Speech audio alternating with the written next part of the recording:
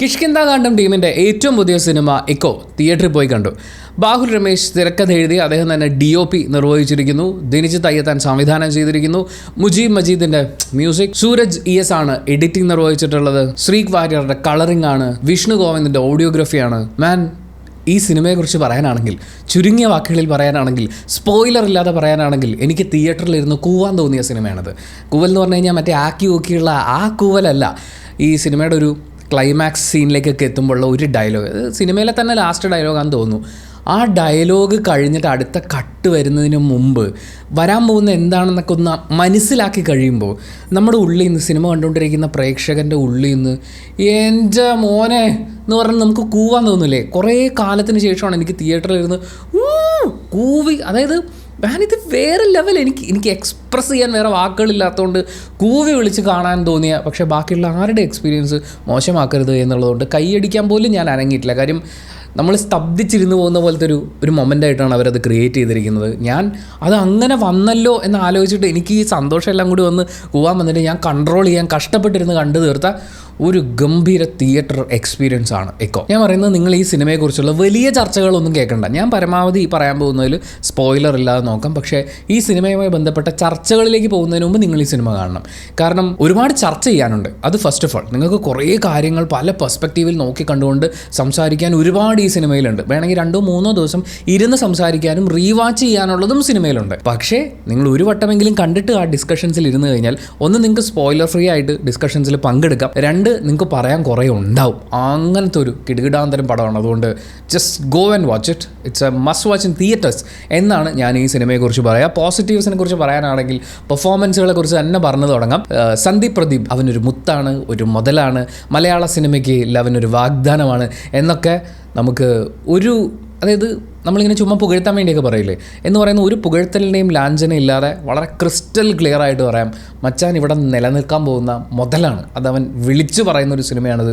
എന്തൊരു ഗംഭീര പെർഫോമൻസ് ആണ്, എന്തൊരു നോട്ടമാണ്, എന്തൊരു ആക്ഷനാണ്, അവൻ്റെ ഫൈറ്റ് സംഭവങ്ങളൊക്കെ അവൻ ചെയ്ത്, നീ എന്ത് ടാർസനോ എന്നൊക്കെ നമുക്ക് ചോദിക്കാൻ തോന്നുന്ന പോലെ എന്ത് ഗംഭീരമായിട്ടാണ് ആ സംഭവങ്ങളൊക്കെ ചെയ്തേക്കുന്നത്. അതും ഇത്രയും റിസ്കി ആയിട്ടുള്ള, ഞാൻ ഏതോ ഇവരുടെ ഒരു ഇൻ്റർവ്യൂവിൻ്റെ തംബ്നെയിലിൽ കണ്ടതാണ്, ജീവൻ പണയം വെച്ച് ചെയ്തതാണ് ഈ സിനിമ എന്ന്. സത്യമാണ്, അതിലൊരു ചാട്ടം പിഴച്ച ഇവന്മാരെല്ലാം, എനിക്കറിയില്ല അങ്ങനെ റിസ്കി സംഭവങ്ങൾ ഇവന്മാർ ഇതിനകത്ത് ചെയ്തിട്ടുണ്ട്. അതും ഏറ്റവും നാച്ചുറലായിട്ട് ഇവർ ചെയ്തിട്ടുണ്ട്. ഒരു രക്ഷയില്ല മാൻ. ഇപ്പോൾ ഈ ലാസ്റ്റ് പറഞ്ഞത് ഞാൻ എല്ലാവർക്കും കൊടുക്കുന്ന ക്രെഡിറ്റ് ആണ്. സന്ദീപ് പ്രദീപിനെ സംബന്ധിച്ച് ആസ് ആൻ ആക്ടർ അവൻ ആ ക്യാരക്ടറിനെ ഹോൾഡ് ചെയ്തിരിക്കുന്നത്, അവൻ ഡയലോഗ് പറയുമ്പോൾ അവൻ്റെ ഒരു കൺവിക്ഷൻ ഉണ്ടല്ലോ, എന്താ അതിൻ്റെ വാക്ക്, എനിക്ക് ഈ വാക്കുകൾ കിട്ടുന്നില്ല. അത്രയും ഗംഭീരമായിട്ട് അവൻ പെർഫോം ചെയ്തിട്ടുണ്ട്. അശോകൻ ആകെ 4-3-7 ഡയലോഗും കുറച്ച് സീനുകളേ ഉള്ളൂ. എന്ത് രസമായിട്ടാണ് മനുഷ്യൻ. നമ്മൾ അശോകൻ എന്ന് പറയുന്ന ആക്ടർ എവിടെയും കാണില്ല. അവിടുത്തെ ഒരു ഡ്രൈവർ, കാര്യങ്ങളൊക്കെ കുറച്ച് അങ്ങോട്ടും ഇങ്ങോട്ടും ഇട്ട് തള്ളുന്ന, എന്നാൽ അയാളുടേതായിട്ടുള്ള കുറച്ച് കാര്യങ്ങളൊക്കെ ഉള്ളൊരു ഡ്രൈവർ. എന്തിനാ സിനിമയിലൊരു പോസ്റ്റ് ഓഫീസിലൊരു പെൺകുട്ടി ഇരിപ്പുണ്ട്. പുള്ളിക്കാരെ ഞാൻ ഏതൊക്കെയോ സിനിമകളിലോ വെബ് സീരീസിലോ കണ്ടതായിട്ട് ഓർക്കുന്നുണ്ട്. ആ ഒരു 2-3 ഡയലോഗിന് വേണ്ടി ഒരു ക്യാരക്ടറിനെ കൊണ്ടുവരുമ്പോൾ ആ ആർട്ടിസ്റ്റ് പോലും അത്രയും ഗംഭീരമായിട്ട് പെർഫോം ചെയ്യുന്ന ആൾക്കാരെ അവർ സെലക്ട് ചെയ്തേക്കുന്നത്. വിനീത് ഒരു സൈക്കിക് വേറെ ലെവലിലേക്കൊക്കെ പോകാൻ സാധ്യതയുള്ള, ഈ മനുഷ്യൻ്റെ ഏറ്റവും മൃഗീയ ഭാവം എടുത്ത് പുറത്തിടുക എന്ന് പറയില്ലേ, അത്രയും ഭീകരതയുള്ള കുറേ ക്യാരക്ടേഴ്സ് ഈ സിനിമയിലുണ്ട്. അതിലൊരാളാണ് വിനീത്. ആ മനുഷ്യൻ്റെ ഒരു സമയത്തുള്ള ഒരു ചിരിയുണ്ട്. ചിരിച്ച് പുള്ളി ഇങ്ങനെ അഹഹാൻ ചിരിച്ചിട്ട് ദേഹത്തിങ്ങനെ തട്ടിയിട്ടൊരു തിരിയൊക്കെ തിരിയലുണ്ട്. അയ്യോ, എന്താണ്, അതായത് ഉള്ളിലുള്ള കലിപ്പ് മുഴുവൻ പുറത്ത് വന്ന് ഞാനൊക്കെ നിങ്ങളെ പറ്റിക്കുകയാണ്, അല്ല നീ ഒന്നും അല്ലടാ എന്നൊക്കെ പറയുന്ന പോലത്തെ ഒരു ഭാവത്തിലൊരു ലുക്ക് കൊടുത്തിട്ട് മച്ചൻ്റെ ഒരു അമ്മേ ഇങ്ങനെയൊക്കെ ചെയ്യാൻ പറ്റണത്. നരേൻ അടിപൊളി മാൻ. അതായത് മരണത്തിൽ നിന്ന് രക്ഷപ്പെട്ടു എന്നുള്ളതിനേക്കാൾ നീ ഇവിടെ ഉണ്ടാ, നിന്നെ ഞാൻ പൊക്കിയിരിക്കും എന്ന് പറയുന്ന ആ ഒരു ഭാവത്തിൽ പുള്ളിയുടെ ഒരു നിപ്പുണ്ട്, ഒരു നോട്ടമുണ്ട്. ആ ട്രെയിലറിൽ ലാസ്റ്റ് നമ്മൾ കാണുന്ന ഡയലോഗില്ലേ, എടാ തന്തയില്ലാത്തവനെ നീ ഇവിടെ ഉണ്ടെന്ന് എനിക്ക് ഉറപ്പാണ് എന്ന് പറയുന്ന ആ ഡയലോഗ്, ആ സീൻ, അതിന് മുമ്പത്തെ കാര്യങ്ങൾ, ആ ക്യാരക്ടറിനെ അയാൾ ഹോൾഡ് ചെയ്തിരിക്കുന്നത് വേറെ ലെവൽ. സഹീർ മുഹമ്മദ്, ഞാനിതിൻ്റെ ട്രെയിലർ നോട്ട് എ ഡീകോഡിംഗ് എന്ന് പറഞ്ഞിട്ട് ഇട്ടതാണ്. അതിൽ പറഞ്ഞിട്ടുള്ള തുടക്കത്തിലെ കുറച്ച് കാര്യങ്ങൾ തീർച്ചയായും സിനിമ കാണുമ്പോൾ നിങ്ങൾക്ക് ഉപകാരപ്പെടാൻ സാധ്യതകളാണ്. പക്ഷേ അതിൽ നമ്മളൊരു പ്രഡിക്ഷൻ നടത്തിയിട്ടുണ്ടായിരുന്നു, ഇതിനകത്ത് ഒരു ക്യാരക്ടറിൻ്റെ പ്രത്യേകത എന്തായിരിക്കും എന്നുള്ളത്. ഞാനത് ഈ വീഡിയോയിൽ ആവർത്തിക്കാൻ ഉദ്ദേശിക്കുന്നില്ല. കാര്യം അങ്ങനെയും നിങ്ങൾ കരുതണ്ട എന്നുള്ളതുകൊണ്ടാണ്. ആ ഒരു പ്രതീക്ഷയൊക്കെ വേറെ ലെവലിലേക്ക് മാറ്റി മറിച്ചിട്ട് അതിനേക്കാൾ വലുത് നീ പിടിച്ചോ മോനെ എന്ന് പറഞ്ഞിട്ട് നമുക്ക് തരിക എന്ന് പറയില്ലേ, അങ്ങനത്തെ ഒരു സിനിമയാണിത്. അതിൽ ഈ സഹീർ മുഹമ്മദ് എന്ന് പറയുന്ന ആർട്ടിസ്റ്റിനെ കുറിച്ച് ഞാൻ പറഞ്ഞിട്ടുണ്ടായിരുന്നു. പുള്ളി ത്രൂ ഔട്ട് ആ ക്യാരക്ടറിനെ ഹോൾഡ് ചെയ്തിരിക്കുന്നത്. പുള്ളിയുടെ ഡയലോഗ് ഡെലിവറി, രഞ്ജിത് ശേഖർ കുറേ ഷോർട്ട് ഫിലിമുകളിലും സിനിമകളിലൊക്കെ കുഞ്ഞു കുഞ്ഞു വേഷങ്ങളിൽ കണ്ടിട്ടുള്ള ആ അഭിനേതാവിനെയും നിങ്ങൾ ഇനി പരിഗണിക്കണം മാൻ. മറ്റ് സംവിധായകരൊക്കെ ഈ സിനിമ കാണുമ്പോൾ ഇതിൽ അഭിനയിച്ചിട്ടുള്ള ഓരോരുത്തരുടെ മുഖങ്ങൾ ഓർത്തു വെക്കേണ്ടത് വളരെ ആവശ്യമാണ്.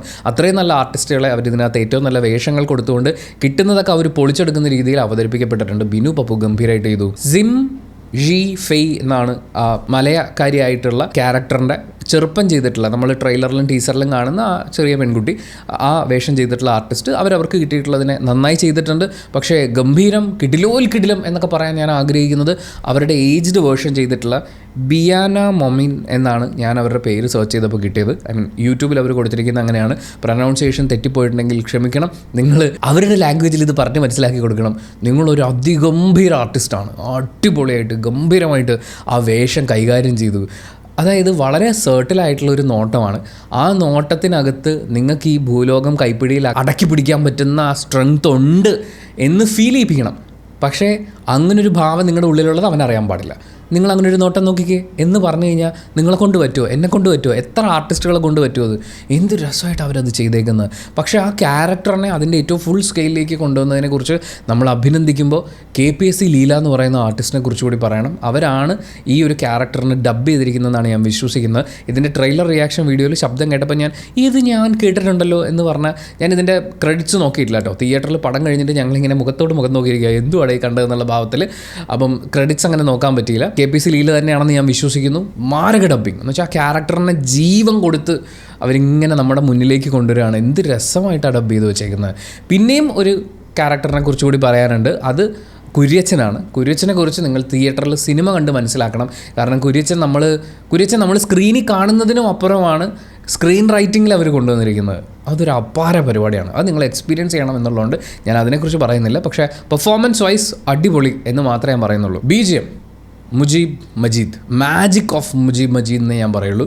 മാജിക് ലെവൽ പരിപാടിയാണ്. കൾച്ചറൽ ഹിസ്റ്റോറിക്കൽ പരിപാടികളൊക്കെ കൂടി ബ്ലെൻഡ് ചെയ്തിട്ടുള്ള ഒരു സാധനം ഇതിൻ്റെ അകത്ത് ചെയ്യേണ്ട കുറച്ച് പോർഷൻസ് ഉണ്ട്. 1942-41 സമയത്ത് നടക്കുന്ന കാര്യങ്ങൾ മുതൽ ഇങ്ങോട്ടുള്ളതാണ് നമ്മൾ സിനിമയിൽ കാണുന്നത്. അതും കൾച്ചറലി ഒക്കെ ഭയങ്കര ഡിഫറെൻ്റ് ആയിട്ടുള്ള സ്പേസസിലേക്കൊക്കെ പോകുന്നതാണ്. അതിനെ ഇത്രയും ഇൻറ്റൻസ് ഇമോഷൻസ് ഒക്കെ വരുന്ന ഒരു സംഭവത്തിന് ഈ കാറ്റിനൊക്കെ ഭയങ്കര ഇമ്പോർട്ടൻസ് ഉള്ളൊരു സ്ഥലവും കാര്യങ്ങളൊക്കെയാണ്. നായ്ക്കളുടെ ശബ്ദം. അപ്പം ഇവിടെ എവിടെ ഒരു ജമ്പ് വരാൻ പാടില്ല. അത് പ്രോപ്പറായിട്ട് പോകണം. അത് ഗംഭീരമായിട്ട് മുജീബ് മജീദ് ചെയ്തിട്ടുണ്ട്. ക്ലൈമാക്സ് ഒക്കെ ആകുമ്പോൾ മോനെ ബാക്ക്ഗ്രൗണ്ട് സ്കോർ ഇങ്ങനെ കയറി വരും. ആ സമയത്താണ് ഞാനും പറഞ്ഞത് എനിക്കും അതിൻ്റെ ഒപ്പം നിന്ന് കൂവി വിളിക്കാൻ തോന്നി പോകുന്ന പോലെ അങ്ങനെ ചെയ്തു വെച്ചിട്ടുണ്ട്. പിന്നെ ഇതിൻ്റെ ഓഡിയോ പരിപാടികൾ മുഴുവൻ എന്ന് വെച്ചാൽ ഇതിൽ സന്ദീപ് പ്രദീപിൻ്റെ ഒരു ഫൈറ്റ് സീക്വൻസ് ഉണ്ട്. അയാൾ കിതയ്ക്കുന്നത് ആക്ച്വലി എനിക്ക് പട്ടി കിതയ്ക്കുന്ന പോലെ ഫീൽ ചെയ്യാൻ തുടങ്ങി. ആ രീതിയിൽ അവർ സൗണ്ടിന് യൂസ് ചെയ്തിട്ടുണ്ട്. വിൻഡിൻ്റെ സൗണ്ട്, പട്ടികളുടെ ഈവൻ പട്ടികൾ മറ്റേ മുരളില്ലേ അതിനെ നമുക്കിങ്ങനെ ഭയങ്കര തിയേറ്റർ ഷെയ്ക്കാവുന്ന പോലെ ആ റേഞ്ചിൽ അവർ ചെയ്തു വെച്ചിട്ടുണ്ട്. കാറ്റ് കുന്നെന്ന് പറയുമ്പോൾ ശരിക്കും കാറ്റ് കുന്ന് തന്നെയാണ്.